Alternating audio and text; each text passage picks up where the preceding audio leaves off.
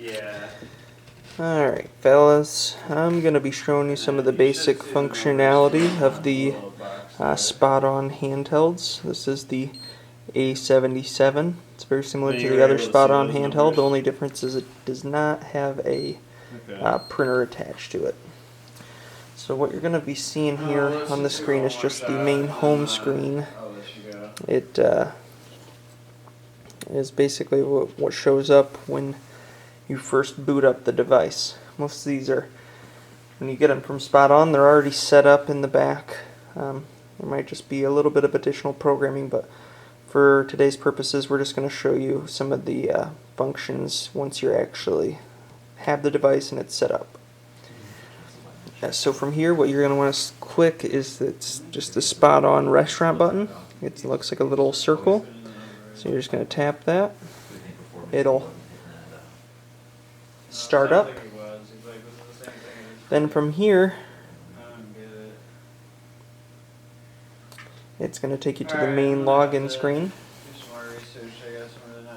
where you'll put in the employee will put in their employee numbers. We're going to use our standard number. Pulls up the balance correctly, so there's something going wrong between here and these devices have 4G as well as Wi-Fi capabilities. Yeah.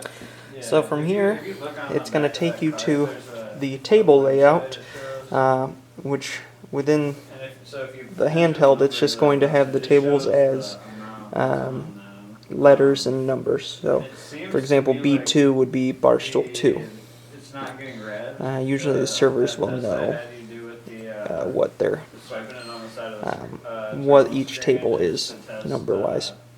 You can also bypass the screen and go straight to the menu, or you can look at your current orders, and you can see we have an order open right now. So, from here we're just going to take it as if we're just starting a new sale. So we have someone that's coming up and they want to sit at the number 1 bar stool, so we're going to select that. So from here, it's only going to have one guest. If we want to add additional guests, what we can do is select guest 1 here, and we can do a new guest. We can also do that at a later time as well.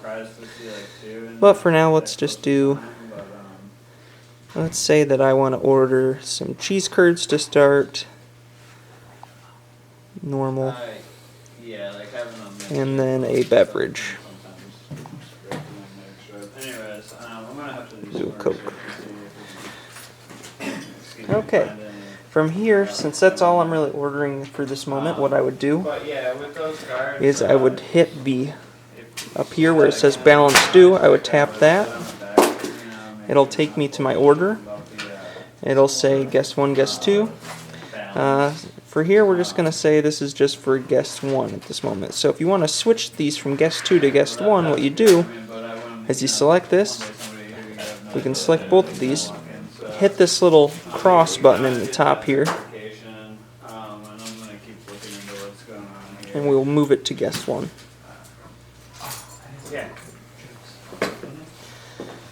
Okay. Then from here, we'll hit the little back arrow, and since my customer's not done, ordering and eating, we're just going to send these back for now.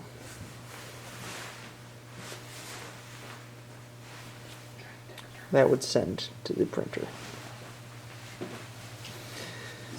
Okay. So say that I'm coming back to Barstool 1 here, and my customer now wants to order his entree. So if I want to get to different menus, so right now all I can see is appetizer, soups, and salads. If I want to see something like entrees, what I do is I select this main server button right here. Tap that, and that will give me a list of all the different menu screens. So for now, we're going to do entrees, pasta specials. I think I'm going to do a Salisbury steak, and I want it rare. And I would like it with grilled onions. And then it'll pull up my sides. And I think I'm going to do a side of sweet potato fries. Oops. There we go. And from there, I'm done. So that's all for me, but as well, I'm sitting with someone else and they're going to do a perch dinner with a side of coleslaw. So then we're going to go up to our order here. So you can see everything's under guest 1 right now, but perch dinner is for my guest here that's sitting with me, so we're going to want to move that over to guest 2. From here we can also actually, let me just unselect that now. From here we can also add guests by clicking the little number at the top here. And we can do a little bit of messing with the order as well. I will show you in a bit. One thing we can also do whilst in the screen, we can change the order type to carry out if we like, if something changes where they just need to leave. We can change what seat they're selected at by selecting their seat number up at the top left. Or say, for example, say I send this order, so that would be sent, and my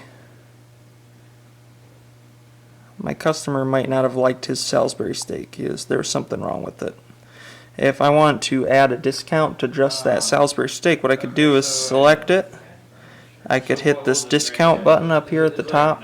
It looks like a percentage sign in like a star. If I select that, I can add a discount. So let's just say I want to add a 10% discount because of a kitchen error. And so you can see that applied right there. $1.20 off of $12, that's 10%, so that's correct. Let's say I want to do a discount on the entire sale. What I could do is select the sale number up here at the top, which is that number 18. It's the number to the right of the order type. I can add a discount. And let's say I want to add a, I want to take off like $5 for something.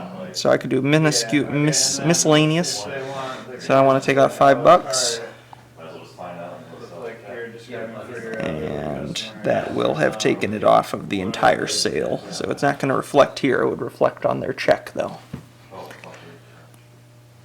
Okay, so now a few other things you can do here. I can rename the sale if I need to.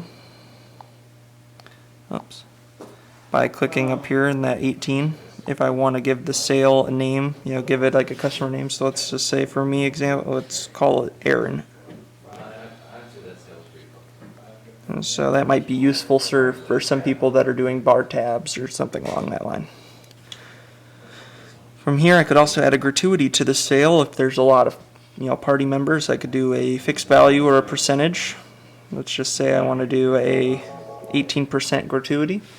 Sure, that works. That will add the amount on the sale. You can see that changed from about $40 to $50. Okay, from here what we can also do is we can print our check.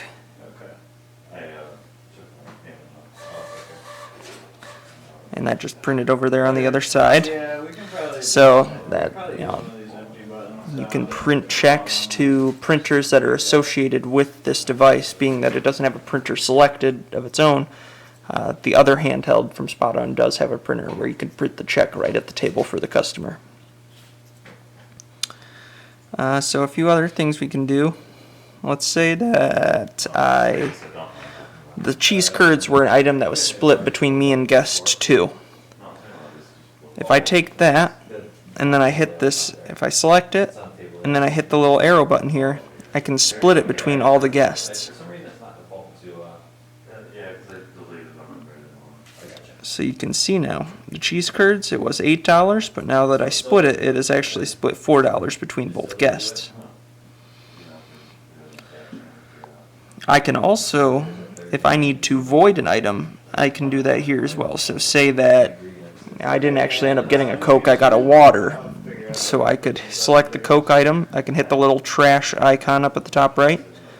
It'll make me select a reason, so let's just say it was for a test. And you can see that that was voided off of the item. So say I want to do another order of cheese curds. What I could do is I select cheese curds, I select this duplicate button up at the top. It looks like 2 squares. That will duplicate the item. But you got to be careful because it will duplicate the exact price, so it wouldn't be the correct price. You'd want to do that prior to splitting the item. So for here, we're going to go ahead and void that.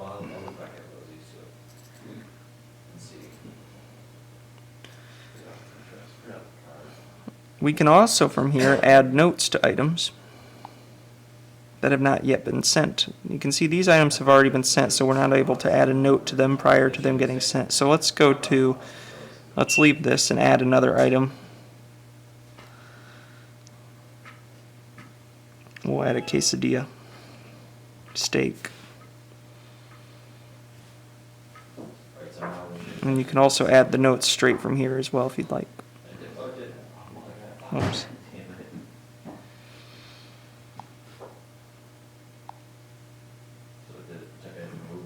So if we go back to our item here that we just added, it's under guest 1. If I click that, hit the little pen icon right up here, I can edit it prior to sending it. I could also add some additional things, like say I want to add, I don't know, Swiss cheese to it.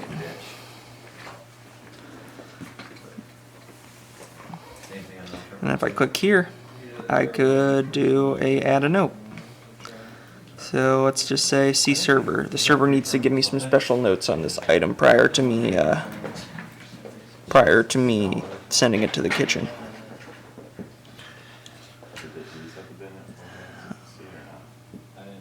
And then from here, after I unselect it, I can send the item. Hey, is it possible to try Terminal 2? I haven't checked. So let's say that I'm finally done with this order and they're ready to cash out. What I can do is I can go to my orders. So this is back at our main screen that we would see when we initially logged in. I can either click the table because I know it's B1 because that's where we had them set. Or what I could do is I could go to orders and see here that Aaron, that's what I renamed that one as. It's at order number 18. And I could select it there. It's up to you whichever way is easiest for the customer. And then if they're ready to pay, we would just hit this pay icon and it would have me select the payment method. And you can actually, each individual can pay for themselves. So if I want just guest 1 to pay, I can just hit this cash icon here and then hit pay, which would end up being $32.88. We'll just say cash, sure.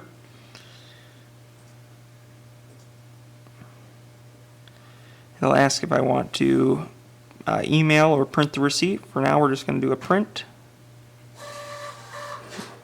There's a payments outage for So you'll see that those switch over from sent to paid. So now if we want to have this individual pay, we would just hit this cash icon, then pay. And we'll do a select payment method and cash. Expect a few phone calls this week. Yeah.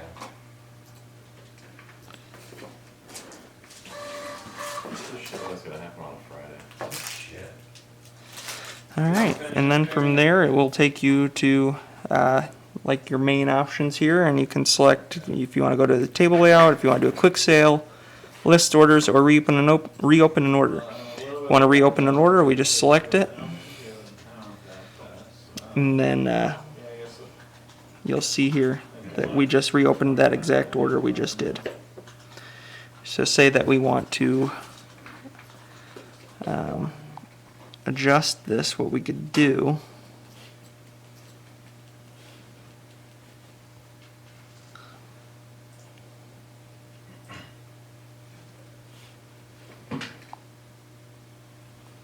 or if they need to add something to it, we could go back and hit add items and then add additional. For a refund, they would need to go to the main terminal. But that should about do it. If you guys have any questions, let us know.